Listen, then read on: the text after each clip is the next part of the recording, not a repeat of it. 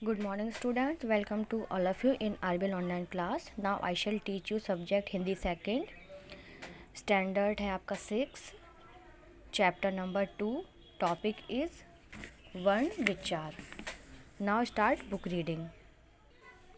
किसी भी भाषा को समझने के लिए सर्वप्रथम उसकी ध्वनि समूह अर्थात सबसे छोटी इकाई को समझना अत्यंत आवश्यक है. इस छोटी इकाई को वर्ण या अक्षर कहते हैं.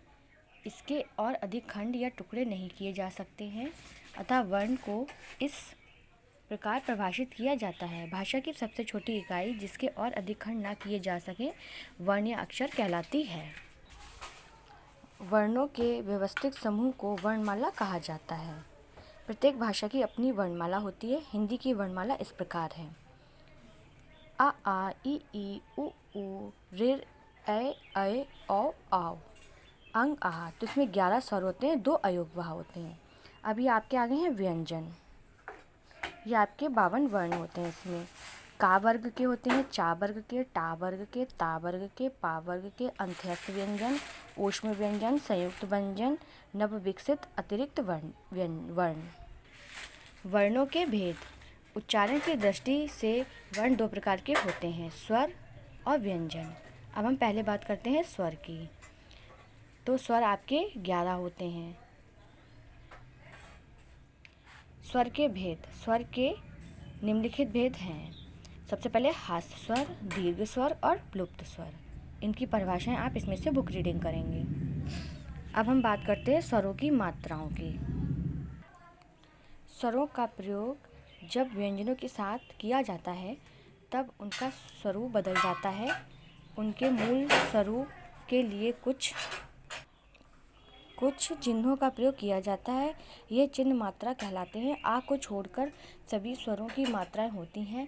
आ की मात्रा सभी व्यंजनों में जुड़ी रहती है. ये देखिए मात्राएं सारी दी हुई हैं. इन्हीं के अनुसार हम यहाँ मात्राओं का प्रयोग करते हैं.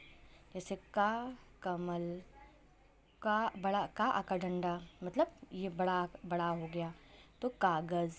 ऐसी सारी यह मात्राएं देखते हैं. जैसे ये है क्र, ये ऋ की मात्रा होती है. देखिए तो इसमें हम ऐसा करके लिखा है कृषक और कृपा.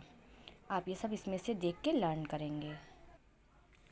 अब देखिए अयोगवाह ये होते हैं. ठीक है.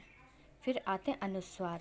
अनुस्वार आपके ये होते हैं, जैसे बंदर, मंजन, कंबल, डंक. अनुनासिक. अनुनासिक में आपके इसके उच्चारण में हवा नाक और मुंह दोनों से बाहर निकलती है. चांद, हंसी. विसर्ग. इसका उच्चारण प्रायः हा के समान होता है. अतः, पुनः, स्वतः आदि.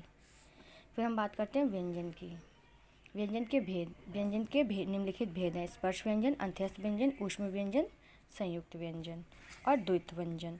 इन सब की आप इसमें से बुक रीडिंग करेंगे. अब हम बात करते हैं यहाँ पर आगत वर्ण की. आगत वर्ण क्या है?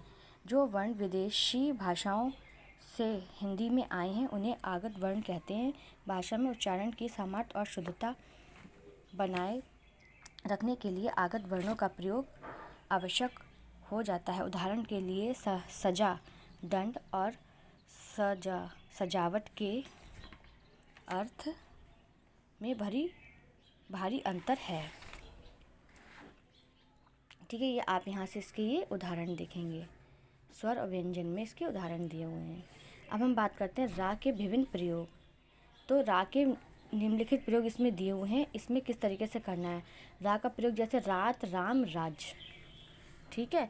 फिर जब कोई वर्ण रा से संयुक्त होता है तब उसके 3 रूप होते हैं, जैसे प्रेम, कर्म, ट्रक आदि. ये देखिए किस किस तरीके से रा का प्रयोग किया गया है. यहाँ पर नीचे किया गया, यहाँ ऊपर किया गया, यहाँ पर ये इस तरीके से किया गया है. तो अब हम रा का प्रयोग सबसे पहले देखते हैं. से पहले कोई स्वर रहित व्यंजन हो तो रा उसके पैरों पर लगता है. जैसे प्रश्न. जब रा स्वर रहित होता है तो यह आपने बाद में आने वाले वर्ण के ऊपर लग जाता है, जैसे कार्य, वर्षा आदि. ठीक है. इस बार टा वर्ग में टा ठा डा ढा णा के साथ यह नीचे जुड़ता है. ट्रेन, ड्रम, ड्रामा आदि। रा व्यंजन में ऊ, छोटा ऊ और बड़ू ऊ की मात्रा के नीचे लगाकर बीच में लगाई जाती है, जैसे रूमाल, रुपया।